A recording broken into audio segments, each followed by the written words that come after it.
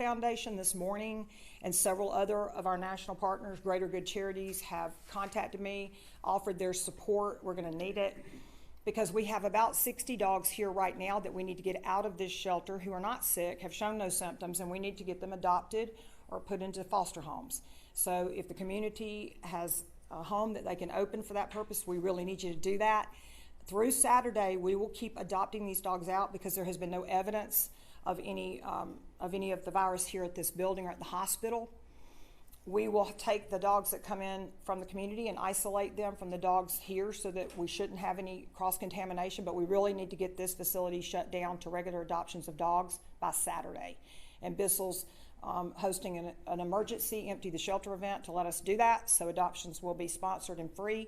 If a person adopts a dog this weekend between today and Saturday and that dog begins to show symptoms of this virus, we will provide the support and the veterinary care at no cost to the adopter. It's not a fatal disease. You just have to get treatment quickly, and we'll provide that, but we need the community support. There will be no staff between buildings. So we cannot have staff from Woodlawn working here. There will be no staff there. All staff will have to stay in place because the shedding of this virus and the fomite transmission is just too virulent. So everybody will be staying in place. There won't be any transports between buildings. During this time, GBHS will work with citizens who find lost dogs.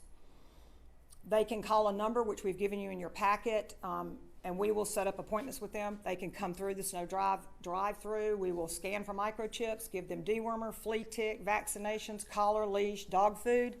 We'll keep up with each of these dogs so that we prevent any abuse of that support, because this could last as long as 6 weeks or more, hope not. We are currently providing medical care to dogs, which Dr. Johnson can talk more about, but it may go as long as 6 weeks, and we're just hoping that doesn't happen. This is going to be a really big temporary inconvenience for animal control officers, but the risk to the citizens' pets and to owners of pet-related businesses is just too great if we continue to bring animals into Woodlawn and have reclaims happening. People that reclaim lost dogs right now, we still want you to reclaim your dog. We will provide the same free vet care and support if you get your dog home and your dog starts coughing or showing symptoms, which he'll cover. We will be posting updates on how this is being managed as much as we can every few days. That's what most of the other shelters have done, so we can tell you how the population at Woodlawn is coming along as we go through this period of isolating them and hoping that the virus can burn through there. We suspect most of them will survive. It's just going to be managing the burn through of the virus. A lot of questions have come in today about the Clear the Shelter event, which is next Saturday at BMW. We don't see any reason not to have that event. We're probably going to be pulling dogs from our Jasper location, our Walker County location, our foster homes. We have over 200 dogs in foster right now, so we have plenty of dogs. We're also going to reach out to more rural shelters who don't get that opportunity and give them the chance to come to the BMW event with adoptable dogs. So that way we don't waste that opportunity. And finally, because we'll be pretty much shut down, the hospital, which Dr. Johnson leads, and his team will continue to provide spay-neuter surgeries for local rescues and rural rescues. We'll continue to provide the dog food we provide to the 19 county facilities that we do now. And we'll provide veterinary care and support to citizens who are possibly low income or can't get care for their pets as they need it. So we're going to keep that hospital open as long as there's no signs of the virus there. And so with that, I'm going to turn over questions y'all may have, I'm sure, about the virus itself and the symptoms to Dr. Johnson, because he's much better at answering that if y'all mind. If y'all have questions, you can ask. How y'all doing? Yeah. You all want to start with questions, or you want me to give you a brief overview? Oh, maybe a brief overview. Yeah. Okay. Well, as Allison said, the Canine Pneumovirus is a pretty novel virus, which means most dogs have not come in contact with it. So they have no natural immunity. It's pretty new, so therefore there's not a vaccine for it anyway. One of the biggest issues is that it resembles the common kennel cough that we all know of. The incubation period is pretty much the same, although the symptoms can become much more severe. All right. So now I guess I'll take questions relative to what we're doing. At the Woodlawn facility, there's about, 225 dogs? How many of those dogs have tested positive for this? We actually went through end of last week and tested, we just tested 4. And out of those 4, 3 came back positive. So at that point, do you assume you have many more than that positive? At that point, we can pretty much assume that all of those dogs in the surrounding area of those animals that tested positive within 6 to 20 feet will be infected with the virus or will have the virus. And therefore it will pretty much spread throughout. The incubation period is 2 to 5 days, so it would take 2 to 5 days for them actually to show clinical signs. Some will have latent infections to where they won't show clinical signs, and they'll clear the virus completely without having a problem. But they are still contagious for the 2 to 5 days of incubation, as well as up to 14 days after they contact. And there's a lot of cough in there. Yes. So you can see some clinical signs in pretty much every single part of that building. Yes. Are these dogs gonna make it, the 225? I would say they will. Usually pneumovirus affects the upper respiratory tract, as most respiratory pathogens do in dogs. The issue is when it sets in and gets into the lower part of the respiratory tract, your lungs, then you get symptoms of pneumonia. Any virus itself breaks down the immune system, so it allows secondary bacteria infections to creep in. It's the secondary bacteria infections that will cause the problem. One of those bacteria infections is strep zoo. You'll see your dog will be coughing, running around, pretty much not lethargic, just doing a lot of coughing. Then all of a sudden, he'll take a quick dive for the worst. Sometimes you'll see a small amount of bloody nasal discharge, but you won't always see it. 24 to 48 hours later, you can come back to the dog's kennel or wherever he sleeps and find a bloody nasal discharge and he's dead. So it can lead to potentially fatal illnesses. So that secondary bacterial infection is the big thing. Yes. So that's what we really have to look for and try to prevent, because that can be treated right with Yes, antibiotics. yes. We can treat the secondary bacterial infections can be treated with antibiotics. Usually mycoplasma, which is a normal inhabitant of the respiratory tract, is what we see. And it will cause pneumonia, and it's much more easier treated than strep. Would y'all advise people to stay away from dog parks? Yes. Can you speak on that? Yes. The issue with dog parks is you never know any dog's vaccination status. And there's not a vaccine for this one. And again, it's aerosolized. It's, you have full mite transmission, and then again, it's aerosolized. So therefore, any contact with a dog that could possibly show no signs, your dog can end up with pneumovirus. Do we know if it's in the general population? Are we hearing anything from veterinary clinics or from We have doggy daycares? We have not heard anything from veterinary clinics, nor have we heard anything from doggy daycares.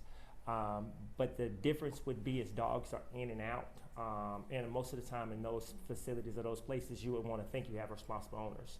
So if a dog ends up with a cough or whatever, they possibly keep them at home right now, and that prevents the spread to additional animals. What should dog owners be on the lookout for at this time? Coughing. Coughing. Actually, one of the experts, her exact words yesterday, I'm gonna quote her. She said, "Coughing. Coughing the heads off." Much more. Usually, it's going to be more coughing than a normal kennel cough. But any coughing, you should be alarmed. Any coughing, any nasal discharge, ocular discharge, you want to keep your animal isolated for at least 2 to 5 days. If symptoms seem to clear in 2 to 5 days, you may be okay, but most likely they may continue.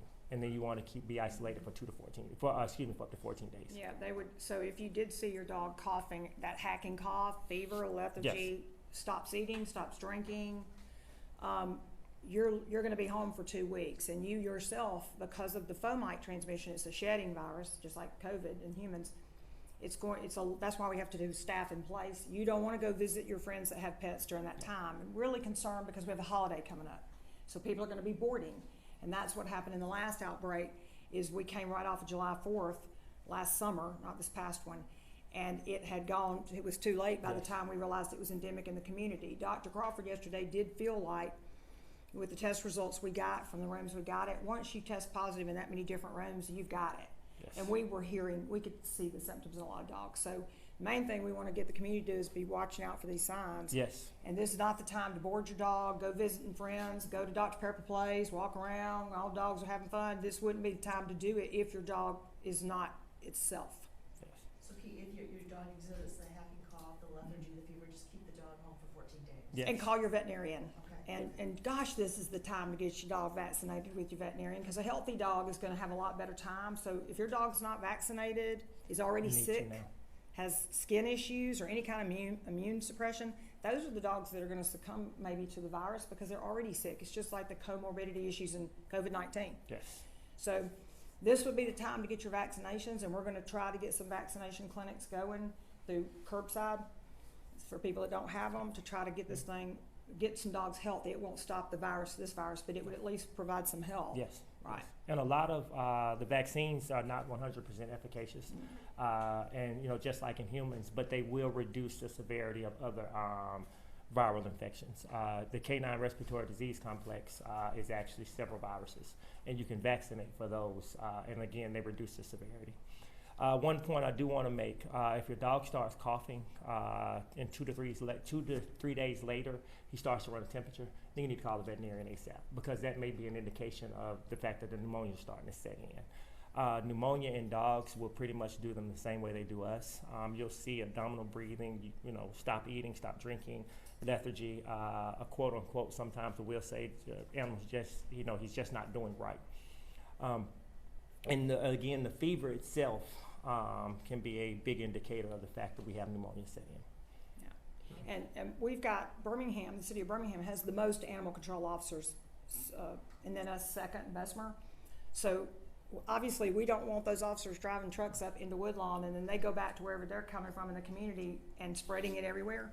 So we're going to be working really hard to keep our clothes clean, our shoes clean, stay in one place, don't go all these different facilities, because we know it's in the community. Yes. But people really need to be vigilant watching their dogs, and puppies especially. Yes, and older ones. And older senior dogs carefully, because by the time the dog gets pneumonia, or it was concerning to us yesterday when Dr. Crawford confirmed that some of the closed down shelters did test for strep zoo, and that's that secondary bacterial infection that dogs can get. That is a very deadly disease, bacterial disease. It can be treated by antibiotics. Yes, but you have to get out ahead of it Quick. fast. That is one, the mycoplasma pneumonia, you may see an indication of it setting in, and you may have a day or two to react. What with strep zoo, you have to get that treated ASAP. So if you're a dog owner and your dog is healthy right now, just as a precaution, avoid taking the dog to the dog parks, boarding, doggy daycare. Should you just avoid all that if you're a dog Yes. owner right now? Yes. I mean, I probably would. The only good thing about the boarding facilities is they won't let you board your dog if they're not vaccinated. So we wouldn't say just stop boarding dogs, but for the next couple of weeks, hopefully right before that holiday. But I would check with the boarding facility and see if they've had a good responsible boarding facility. If they've had coughing in the facility, should not be boarding animals. We did let Dr. Eckhoff, who's the Jefferson County Veterinary Medical Association president. She's a local veterinarian. We have sent her this announcement. We sent Dr. Frazier, the state veterinarian, this announcement, so they all know, so that they can spread that information to the vet practices. And so they all will know that this is going on, and hopefully this news and the public, this publicity will let the dog boarding facilities and the places that we know that are downtown where lots of dogs come know. But there is still the issue that even if your dog's vaccinated, they could get this virus and you wouldn't know it until it has already spread, and then you get the symptoms 2 to 4 days later. So that's why we want to do our part to be responsible and not contribute to that with this large number of animals in the same building. And it was also communicated to us yesterday by one of the experts that if you do take your dog out, no new play groups. Yeah. And make sure that the dog's play groups, everybody within the dog's play groups have had all of the core vaccines. And if they can afford it, add influenza onto that as well. Are there any outbreaks for people that are in kind of constant contact with these animals at all? No health risks for people. The biggest issue is the fomite transmission. We were actually recommended that if we had to go to another facility to wear Tyvek suits. So, the fomite transmission is just that serious. Like it's a just that much full of a threat. Tyvek Yes. suit, which is a great thing to be wearing when it's 100 degrees outside. So that's how bad the fomite transmission Yes. is. And we really are going to need the community's help during this period. We've put in that folder, we need washcloths, we need non-rawhide shoes, because these animals are going to get stressed and they are going to be stuck in this kennel for a while. Our volunteer base is going to be very limited, because once you volunteer at Woodlawn to help us walk, you won't be able to go anywhere else. And if you have a pet at home, you're probably not going to be able to do it or not want to do it. So it's really going to put some stress on the staff. And we need the community's assistance with the supplies that we have in that folder. We'll have them on our website, social media. We're going to be erecting a really large tent out here to the side of Snow Drive. It's the one we usually put up during a major disaster. We're going to be putting quite a few kennels in there. We're going to have to purchase about $20,000 worth of additional portable kennels, because the ones we have been used so many times for disasters that we've got to add some, and we're going to be doing that over the next few days so that the Birmingham and Bessemer and unincorporated county dogs have a place to go, because we only have about 40 adult kennels here compared to Woodlawn, which has, 150 roughly. So it's going to be interesting. It's going to require a lot of flexible patience. Yes, Right. yes. An estimate, do you think you know about how long it'll take for all of this to be resolved? I know that's such a preliminary question. They say about 14 days to get rid of the virus. That's including the 2 to 5 days incubation and the 10 to 12 that the virus is actually active in the body. The virus will shed throughout that entire 14 days. But the kicker is that everybody all animals in the shelter need to show signs. If we have 90% of the animals that show signs and the other 10% don't, then those can be considered as latent infections or infections that just aren't showing any clinical signs. What we will probably do then is just test some of those to make sure. And then once we have 14 days of nobody showing clinical signs, then it will be able to open back up. So it's kind of that last dog that shows a sign. We got to go 2 weeks past that. Yes. And then we'll be clear. And we're hoping if we can do like the other shelters in the other states, we can avoid this for a while. But there is a concern among the shelter community with large places like ours that this may be a fact of life that we have to operate around. I hope not. But for right now, we want to try. This is our first issue with it, so we want to try to address it now and not try to treat it like we're just going to have to deal with it forever. This is the reason why this new facility that the county's building is so badly needed, because that facility in Woodlawn does not have any quarantine areas. It is built to spread disease, because back in the day when it was built, late 60s, they didn't know about these kind of things. So that new facility is all isolated wings, much less possibility that you have to do this. Now, I know we've probably created a lot of alarm in pet owners. But by all means, do not rush to the veterinarian with your dog if he's showing any signs of a respiratory disease. Give your veterinarian a call, okay? Because if you rush to the veterinarian's office, then you can potentially cause every animal in there, or every animal that comes behind within a few hours to catch the disease. And that won't be good. That can actually start another way of starting a community outbreak. Everybody's using this call-a-doc. Is there like a call-a-vet that works like Don't that? I wish? No, we wish, but unfortunately, the state of Alabama doesn't allow telemedicine. So you actually, for vets, yes, yeah. So you'll have to call and probably get a drive-through appointment set up. But explain the condition to your veterinarian so he's prepared to deal with it. Yeah, so you don't just come in and then end up with a lot of spread that doesn't have to happen. Right. Would you say your most immediate need here right now in the next 24 hours is for people to come in and adopt all the dogs and adopt kittens and cats? Kittens and cats are good. They're not going to get this illness. So cats and kitten adoptions will continue, and impoundment of cats and kittens will continue. But adopting the dogs we have here now, right, and we are working with emergency transport programs to try to get animals up north. So we got moved to some priority status. I'm hoping that will also work. But yes, we need that, and we need, toys that will occupy these dogs and reduce their stress, because it's just, we don't like to keep a dog in a kennel for 6 weeks. It's just not the ideal situation, and they're going to need a lot of things to occupy their time. So we need that help. But yes, we need you to come and help us. And if you have a home with no pet and you can even foster a dog for that period of time, man, do we need you to do that. So. Talk about, you mentioned the new facility and how it will be better equipped. Just to kind of expand on that. So right now, because Woodlawn is in Woodlawn, the hospital's in Hoover, and Snow Drive is here, every single morning, dogs that need to be altered prior to adoption here and at Woodlawn are put on 2 different Sprinter vehicles into crates, and they're taken to the hospital. They have their surgery, and that afternoon they're brought back here. So that spreads any type of illness in the vehicle, in the crates, in the hospital, and then back here. The new facility, there are no vehicles or crates. The dog would just be walked into their kennel, and then they could just walk to the hospital, which is right next door, which is why we wanted to be right next door to that facility, and then walk to the adoption center. And the new design of the Animal Care and Control Services building, it's new shelters the size of us, like Phoenix and Atlanta. They maybe have 20 kennels in a pod, and it's sealed off. So that way, you have some quarantine kennels, what we call flex kennels, and if we start to see illness, we can put those dogs in that kennel, deep clean the other one, let it rest for 24 hours, and you don't have all the dogs living together in like one big major building sharing the air. If you've ever been in Woodlawn, it is just one open, wet building that is very difficult to sanitize, and there's really no way to keep the animals from aerosolizing these viruses to each other. It just wasn't built for that.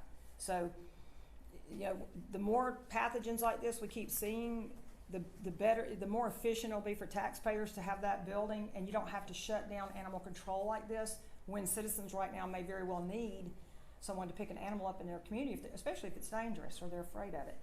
So we want that impoundment facility to be open because it's required by code, but you have to balance that with veterinarians when they say keeping it open just for healthy strays could harm the community's pets. So this new building should be a lot different and I think really prevent us from having to do this type of shutdown to where we have to go to priority 1. So we're also going to be working with law enforcement, because imagine right now if we had a hoarding case or a puppy mill case, knock on wood. And if a case like that comes up, we will probably work with law enforcement to try to figure out how to keep those animals safe and helped and seen by a veterinarian at the site, and then try to figure out other options, because it would only take one case like that and this place would have no more room. Yeah. So we're really going to have to be creative and smart, because we can't take a PPA dog or cat out of here up north until that hearing is held by the judge. So we're going to have to be really flexible and patient and work our way through any cases that come up in the next however long this takes. So we don't want any animals to be unsafe, but we also don't want to bring animals in and they get sick and we start over again. Yes, and that's an important point to point out, that any new animal that comes in and basically starts the process over. So if we introduce any animals to the Woodlawn facility, then the clock starts back over. We again have 2 to 5 days for an incubation period. Right. A total of 14 days for that new animal that's introduced. So we definitely don't want to have to do that. Right. And sir? I'm sorry, how many total cases have y'all found already? We found 3 so far. We ran a few more tests yesterday just because, but the fact that we found a case in 3 rooms, and we ran 1 dog out of every room. We found a case in 3 of those rooms. We can pretty much guarantee that every room is infected. Right. That's why we caught right now shelters that have positive PCR panels are really encouraged to call their state, whoever their consultant is, immediately, because the shelters that detected even just 3 or 4, within a few days, it was gone. And you can walk into Woodlawn right now and you can hear the coughing. So we knew we were pretty much, it was over then. And so in the next few days, those panels are expensive. They're about $100 a piece. They take, 3 to 4 days to get back. So you only got that quick to react. So we're going to continue doing panels, but they're just going to get higher and higher, and then hopefully they'll start tapering off. It's expensive to do these panels, and it takes a while to get the results. So you got to act quick. So we walked into the facility end of last weekend. Like she said, we had already heard there were several more animals getting put on medications. And to walk in and just listen and view all of the coughing, it was like, okay, we've got something more than just a run-of-the-mill kennel cough. We use colored cards when dogs are starting to show symptoms of upper respiratory. He normally would walk through Woodlawn. There's 58 kennels in East, 58 in West. But because of the number of dogs that have been coming in, especially from the city of Birmingham, we've had to double dogs up into kennels. That's when you start running this risk of having these viral issues, because you've got too many animals in the same building. When Dr. Johnson walked through last week, most of the kennels had a color card on them. Yes. That's a sign that you got a problem. So that's when we knew we had an issue. And here coughing over barking. Right, oh, that's right. Yeah, here coughing I over heard one, and it's very clear. It reminded me of when I had COVID. I just could not stop coughing. You would know it. Right. That's it. Have we covered everything? Great. I'm really glad y'all came, and I sure hope y'all's editors are patient with all this and get it all out, because man, we're going to need it. Is there any way we can get some video? I mean, obviously we're not on Woodlawn, but video of what's happening in there, just to kind of show what the cough sounds like? Yes, we can do that. And I think Dr. Crawford also had some video sound of some animals that would give you an example of what it sounds like. Okay. And we'll get that. I'll get Stephanie Salvego. Y'all have got her contact information in there to get that and send it all out to you guys. And we'll update, we're gonna be very transparent, let the community know, if we have a death, we'll tell you. And as cases go up or down, we'll tell you, and we'll let you guys know what's going on, because I know people are concerned. I don't want anybody, we really don't wanna lose any animals if we don't have to. For our editors, can I just get you both to say you didn't spell your names? We've got it in your packet. Our whole name, have you got this red folder, has our names spelled out, our title. But if you want me to, it's Allison Black Cornelius, Allison Black Cornelius, no hyphen, Chief Executive Officer, Greater Birmingham Humane Society. Dr. Russell Johnson, RUSSELL, JOHNSON. DVM. DVM, yes ma'am. Chief Medical Officer, and proud Tuskegee alumni. Yes ma'am. That's right. All right, we got it, y'all? Excellent. Okay, let's hope it all kind of goes away soon, right? I know, thank y'all. And here are these folders, guys, if y'all want, that has it all out, and it has all the incubation stuff in it, everything's in it. Yeah, and the phone number that Allison referred to, on